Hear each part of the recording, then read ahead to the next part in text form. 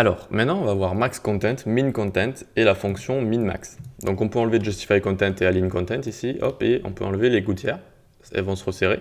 On peut enlever aussi la hauteur de 1000 px et c'est bon. Donc, on va aller dans le premier item ici, on va faire un simple paragraphe. Un simple paragraphe. Voilà.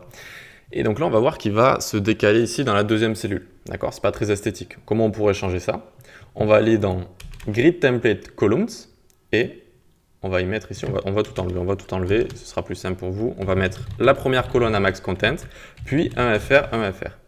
Donc là, on a deux colonnes à 1 fr et une à max content. Alors, qu'est-ce que c'est que max content?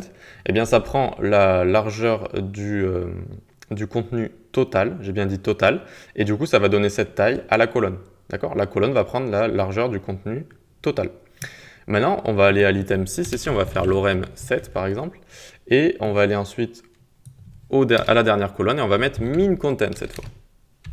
Min content, voilà. Et donc là, en fait, ça prend la largeur du plus grand contenu, mais seul, d'accord? Alors, comment dire? Ça va casser le contenu, et ça va prendre le plus grand mot, ok?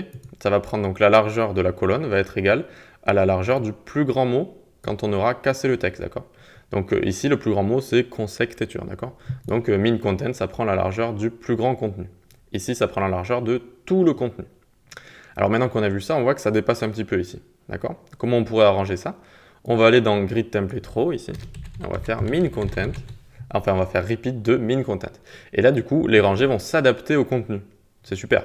Regardez, ça, là, le contenu est plus grand qu'ici, donc cette rangée va être plus grande. Et ici, il est plus petit, donc la rangée va être plus petite. Et donc par contre avec rows ici, on peut mettre min et max content, ça va faire exactement la même chose, ça va s'adapter pareil au contenu.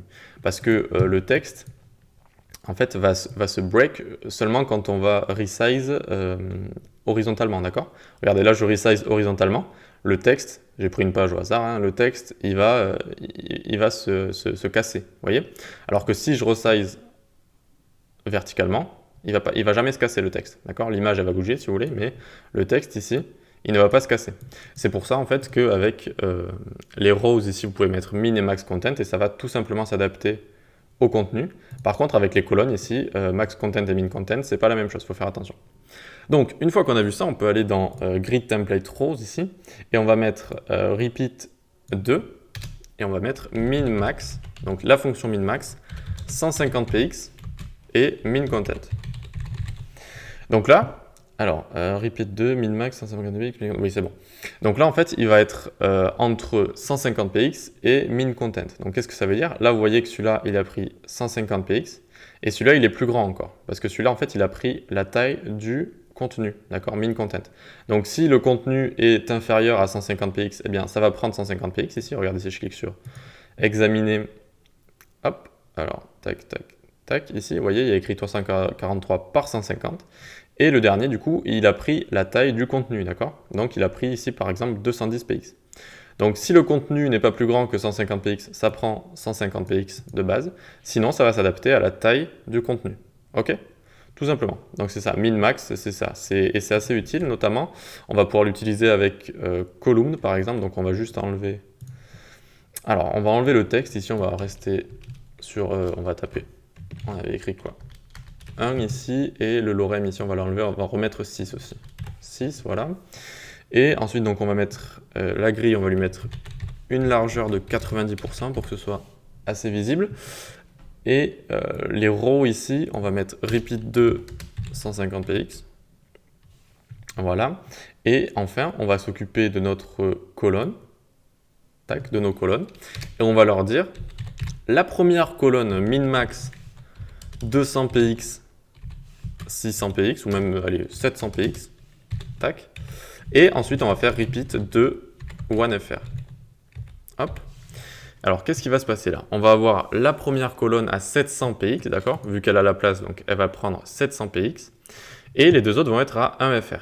Et alors, qu'est-ce qui va se passer quand je vais resize ici? Hop.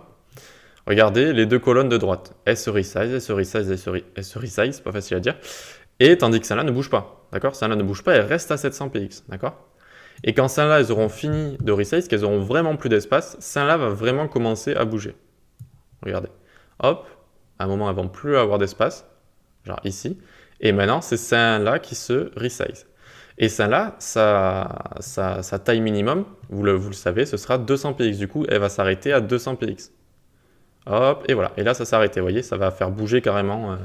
Ça va casser le design là, d'accord?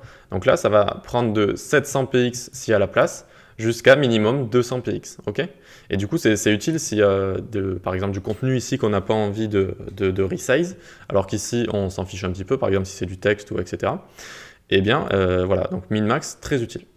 Et d'ailleurs, ça va être très utile vu que dans la prochaine leçon, qui sera la dernière leçon, je le promets, sur les propriétés, on va voir comment faire du responsive facilement avec CSS Grid et sans Media Query.